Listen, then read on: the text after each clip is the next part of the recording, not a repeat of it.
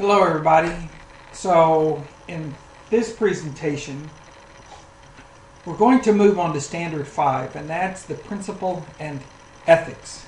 And in this standard, you can see it here as they all begin. Candidates who complete the program are educational leaders who have the ability, the knowledge to promote and this is Standard 5, the success of all students by acting with integrity, fairly, and in an ethical manner.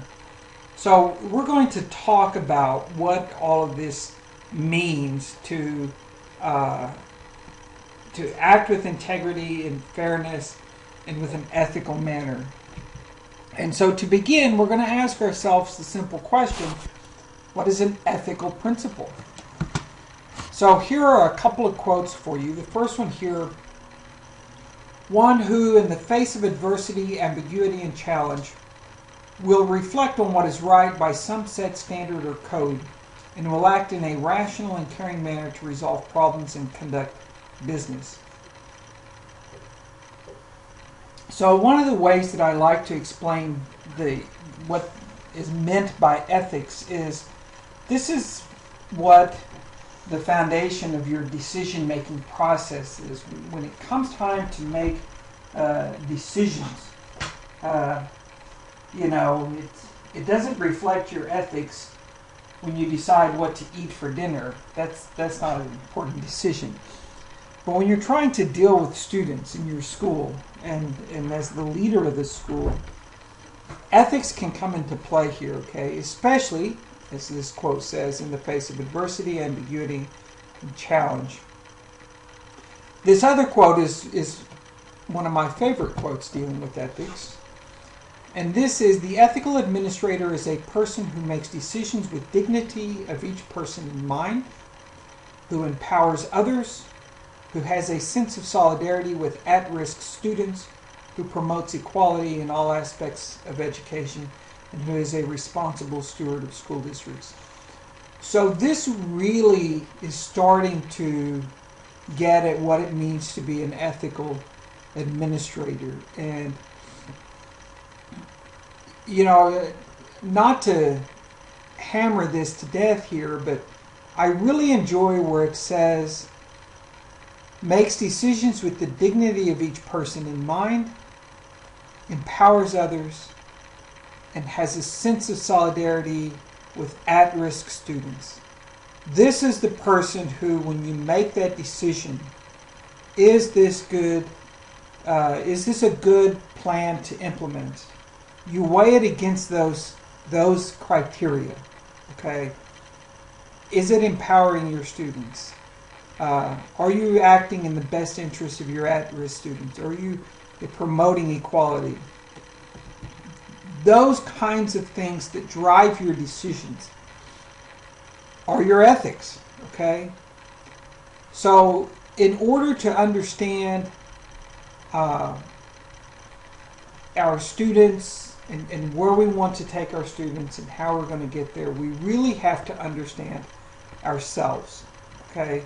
And know what it is that drives us. And this kind of goes back to the very beginning when you made your leadership characteristics, when you listed those under Standard 1 when we first started our course.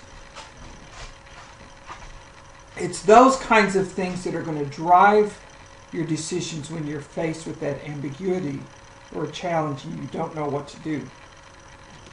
Throughout this presentation, and this will take about 30 minutes, I want to give you some scenarios, and I'm not going to go through a discussion of what I think is right or wrong. I want to show you some very plausible scenarios that could happen to you as a principal, and then think about how you're going to go about making the decision of what to do. Okay. So in this first one, Miss K is a veteran teacher who is very popular with her students. She frequently offers students extra help after school, so it's not uncommon to see students visiting her classroom after school. She has tutored one of her students, Melissa, in a variety of subjects over a 2-year period. During that time, Miss K has emailed and texted Melissa's cell phone using her personal email address.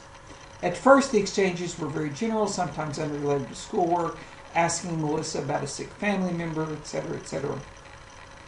Recently, the student Melissa has begun to text Miss K about more personal feelings. So this could be a very plausible scenario brought to your attention. And so there are some questions that come up here. First of all, is it a concern? Do we have a line that we're going to cross in this scenario? Is the line still way down the road, or is the line behind us and we've already crossed it? Okay.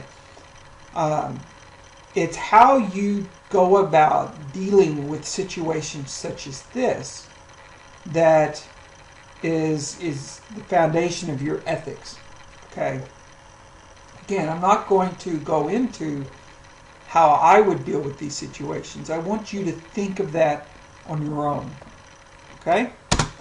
So part of ethics, and the majority of this little presentation is going to give you some concepts, and we'll talk about what that means, that deal with ethics. But part of ethics here is the idea of rights.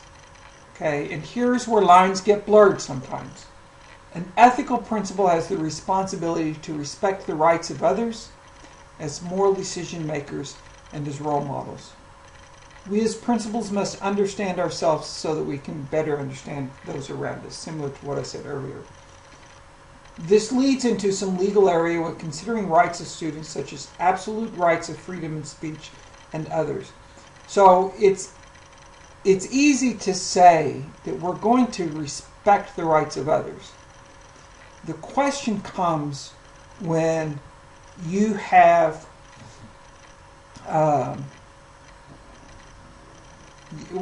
again, it goes back to that word ambiguity. The question comes into play when there's ambiguity as far as the rights of others. And, that's when you have to dig down into what is driving you as a person. I'll give you an example. One that recently was in the news. We haven't seen much lately. And that's transgendered bathrooms. We saw somewhat publicity in Oklahoma. But as a principal, in considering students' rights, at first you might think, well, that's a right, that's a solid line, that we can see where that line is. But then you look at the students who say, it offends me that some students want to use my bathroom if they're not the same gender. Okay, we're starting to cross the line there, so I respect that.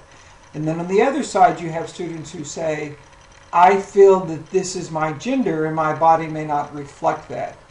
So at what point then does that become crossing a line, and how you decide that and the path that you're going to take is going to be influenced by your underlying ethics. Okay.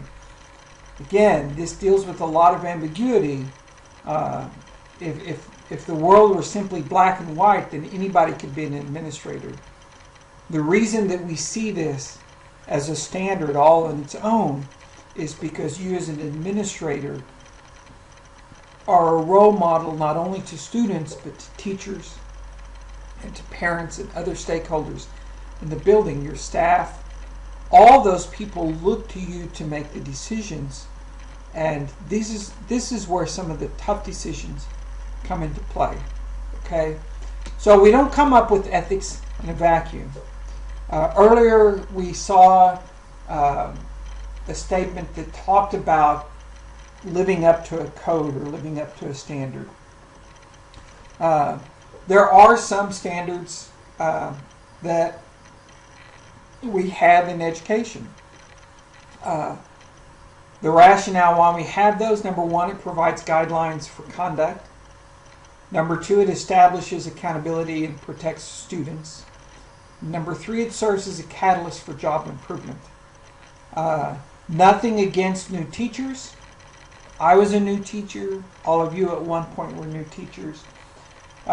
When the university gives you your degree and says you're a teacher, go take your test and lead the masses. And the state says, we concur, you have passed your test, here is your certification. What they're doing is simply saying you have met the minimum standards it takes to be a teacher. Okay? You have to build up being a teacher. You're going to be a better teacher the second and third year than you were your first year. Hopefully down the road you're going to be a better teacher by your 5th year, by your 10th year. And when you get into your 20th year, you know, as I have passed my 20th year, I still look back and think, how do I make things a little bit better? Acknowledge where I know my weaknesses are, and how do I improve them? Okay? But I think I'm a much better teacher now than I was 20 plus years ago when I first started. It's the same with the principal. Okay? It's the exact same thing. That first year of being a principal is very similar in many ways to that first year as being a teacher. And so the code here, I say all this because the code can serve as a catalyst for job improvement. You know, it's easy, again, to do those managerial duties as a principal. It's tougher to be a leader as a principal. And this is where ethics come in. So there are a couple of codes here. These are in the module. You can click on these in the PowerPoint. One is from the National Association of Elementary School Principals, and then the other is from the National Education Association. The NAESP Code of Ethics, if I remember, is about 11 different bullets. The National Education Association Code of Ethics talks about ethics toward students, and then it talks about ethics toward the profession. Because you are also entering into a higher level of the professional world.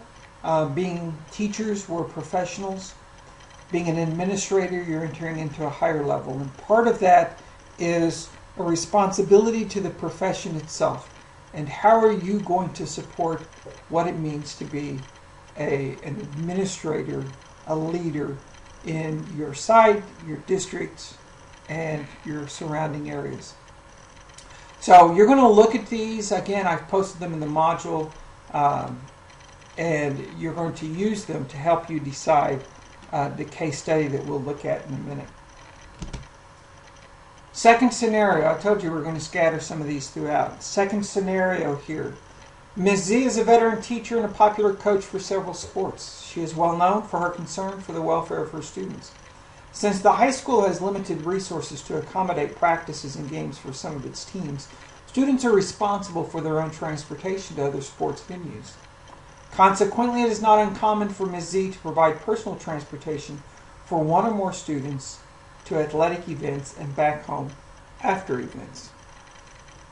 Very common occurrence, a very common idea. Again, ask yourself, is there a line? Have we crossed the line? Is the line still way ahead of us?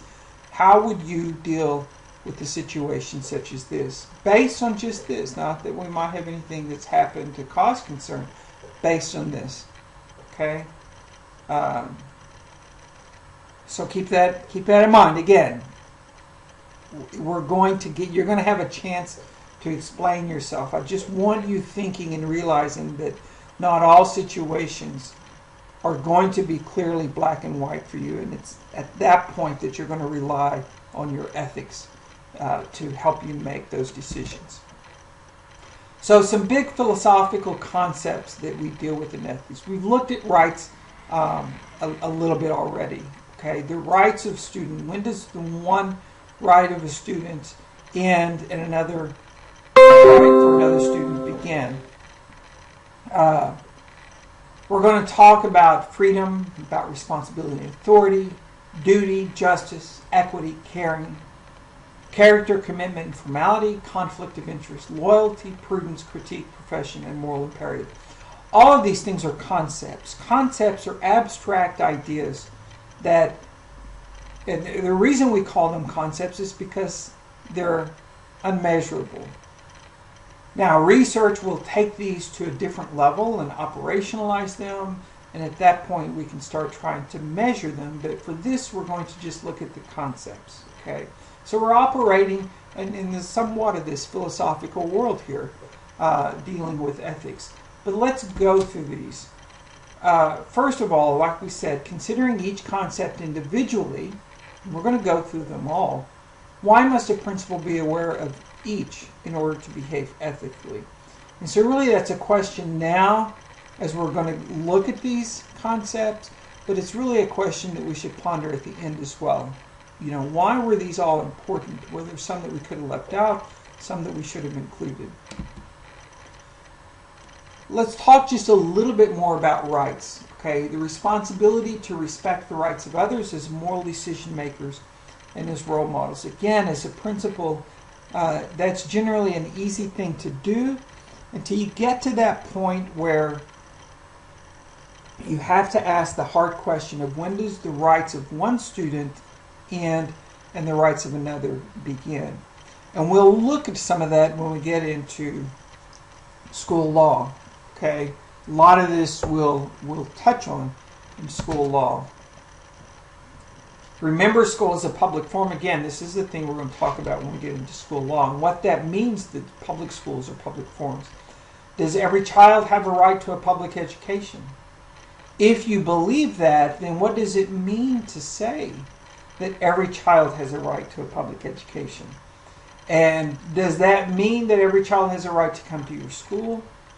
Okay, I would challenge that that means more than that. That it means that every child has a right to a public education in the sense that we want to get them all to the point as close as we can by the end of their public education that they're at their most productive they could be. Okay? And what I'm saying here is this does not mean that we're going to treat them equally. And we'll explain that when we get into equality and equity. So how does this look? That's kind of what I explained to you there. What are the obstacles to this? You know, there are a lot of obstacles that come when we're talking about rights and we're talking about a child having a right to a public education. Some of the obstacles that you're going to look at or that you're going to face are going to be some things as simple as community culture, the capacity of your teachers, and as the principal, what you're going to have to do is you're going to have to raise that capacity of your teachers, and you're going to have to change that cultural community. Okay, you can see how this is becoming very detail-oriented, and we're only on the first concept. So let's move on. Freedom, responsibility, and authority. Children start to develop social responsibility and interest in politics before the age of 9. So this is before they get into middle school, about middle school age, 5th, 6th grade age. What does this imply for education and promoting freedom? How would this look in a classroom, or how would this look in a school? The idea of public education is not to indoctrinate students to an extent, and we can talk about indoctrinating them with an American indoctrination in a whole other class. But the idea is to give them enough information to think critically on their own, that they have the freedom to choose. If they do not know how to think critically, then do they really have the freedom to choose? Okay, I mean, that's a tough question. So I think no. I think they don't have that freedom. So if we want to promote that freedom for them to choose what they want to do and how they want to think, then we have to mirror that in our schools. Okay? Principals have the responsibility to limit their comments and relationships with others. One of the things that you're going to learn here as we go through here is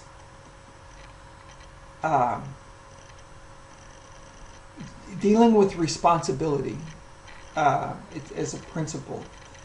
The reason I put this comment is that you have the responsibility to limit comments in relationships with others. Is that you're going to see that in the majority of your time you're going to be dealing with stakeholders who view you in a much different role because you are the leader. Okay? And at some point you're going to realize that whether you want it or not, you have the authority. And that's the last bullet. Okay? You have the authority, the power to influence the behavior of others. And it's at that point that you have to keep yourself in check.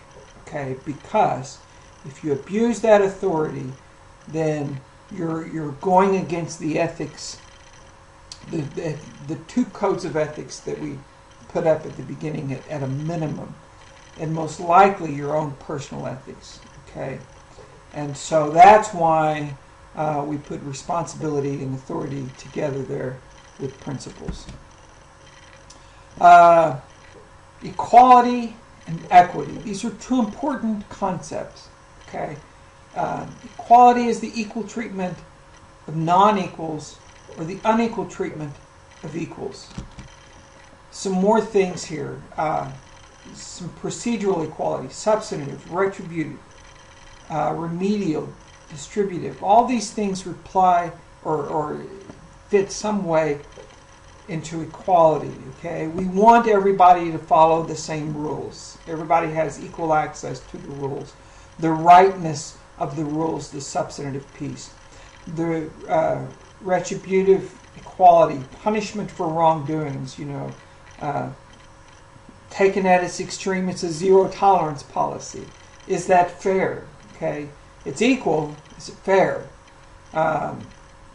Making amends to the victim. And then finally, relating to benefits and burdens shared by all. That's different than equity. Okay? Equality is access. Equity, on the other hand, is treating equals equally and non-equals unequally to level the playing field, but not to the point of being unfair. And the fundamental questions arise over changing societies and how to deal with students and treating them in an equitable manner.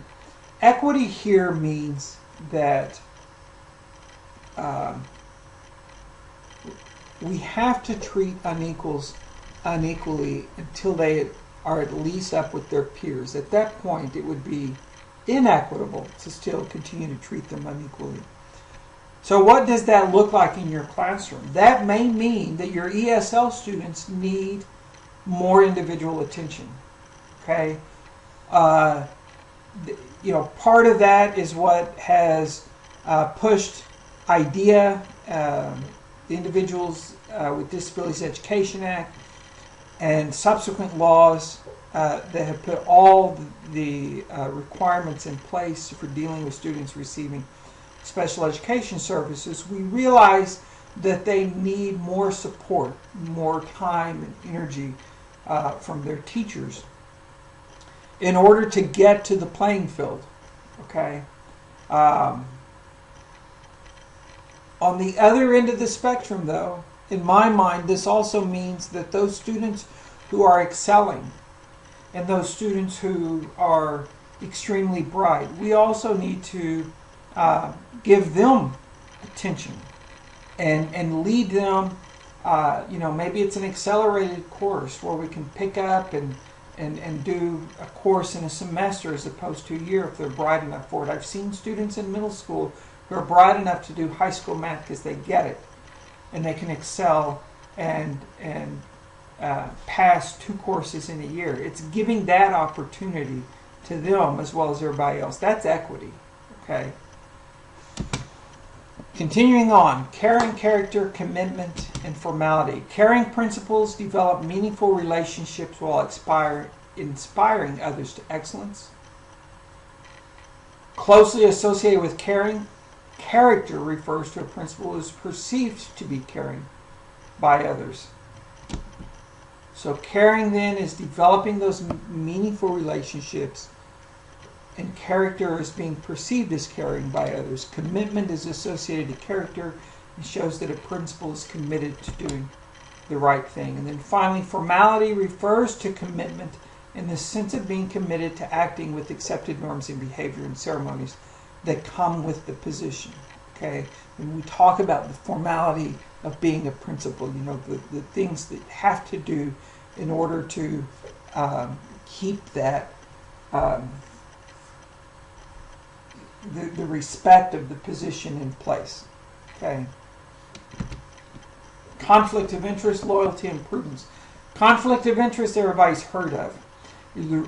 Real, where competing interests are exploited, and apparent, where perceived possibilities exist. Everybody understands the basic idea of conflict of interest. Loyalty. Principals are loyal to the profession, their duty, their system, the leaders in the system, and the public. This refers to the faithfulness, devotion, and allegiance, but not blind. Okay, not blind loyalty. In my mind, loyalty would imply that you're not completely blind to it, that you question what's happening and search for better solutions to problems. Prudence refers to the exercise of good judgment, common sense, and even caution, especially in the conduct of practical matters. 3 more ideas here: critique, profession, and moral imperative. Critique refers to a principal's ability to inform educators and others to inequities in societies, and in particular in schools. Okay? How do you advocate? Again, this leads into school law, because we're going to talk about advocacy quite a bit in that course. The ethics of profession require principals to understand their own benefits and codes of ethics, along with codes of ethics for the profession, and blend this with what is best for the students. Again, this is where the idea that a code could be a catalyst for improvement. And then finally here on this, we're going to get 2 more. Moral imperative involves an outward demonstration of morality that includes making hard choices when public opinion may be opposite and disturbing the status quo. Some of the hardest things that you're going to have to do is to make a decision based on ethics that goes against what the public says. But you're not going to compromise what you believe. And then the last one here: principals must possess a sense of righteousness, obligation, and goodness. Next scenario. Mr. Y is a new teacher in his first 9 days of employment in his district. He's made friends with many staff members and invited them to visit his social network page. On his website, Mr. Y has listed quite a bit of personal information. One of his colleagues visited the site and became very concerned because the site included a statement that Mr. Y was attracted to young girls, stating, "The younger, the better." The colleague notified the principal of this information. Very plausible scenario. Again, the thought process that you're going to go through to determine how you would deal with this is going to be influenced by your ethics. Promoting ethics, ethical behavior in athletic programs. I was the athletic director for all 6 years while I was principal. Why is this an issue? Has it become more of an issue in recent years? Why do you think it's an issue? Here are some things to consider that would make this an issue. Athletics must be considered ends and not the means. Okay, what is the goal of being on a sports team? Competition must be fair. Participation, leadership, resources, and rewards must be based on achievement. Activity must be safe for all participants. How do these principles sustain traditional values? What other principles should an administrator be mindful of concerning athletics? We could spend a while talking about athletics. Extracurricular activities, whether it's athletics or other things, are important. But again, you're going to see circumstances where ethics gets involved here, okay? So keep that in mind. 2 more scenarios real fast, and then we'll end. Miss D, a 3rd year 7th grade teacher, complains to her next door neighbor about a difficult student in her class. Identifying the child by name and providing specific details about the student's academic record. Miss D says that the neighbor doesn't know the student personally, so there should be no problem discussing the student and the situation. And finally, the last scenario. Mr. S., a 6th grade teacher, discovers that there is a Facebook group called I Hate Jessie, a student in his 4th period art class. Some students at the school have been joining this group and posting negative comments about Jessie. Recently, cell phone pictures have been taken and posted of Jessie's buttocks while she was walking in the hall. 3 weeks later, he notices other pictures appearing online in which Jessie's face has been photoshopped onto other inappropriate images. Again, the whole purpose of this presentation and these scenarios is to introduce you to the concept of ethics. And let's look at those 2 sentences at the beginning real fast. One who in the face of adversity, ambiguity, and challenge will reflect on what is right by some set standard or code and act in a rational, caring manner to resolve problems and conduct business.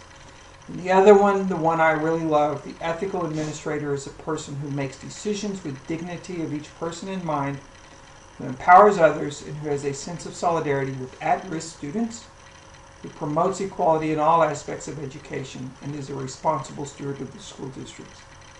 So with that in mind, I want you to start thinking about why you make the decisions that you make.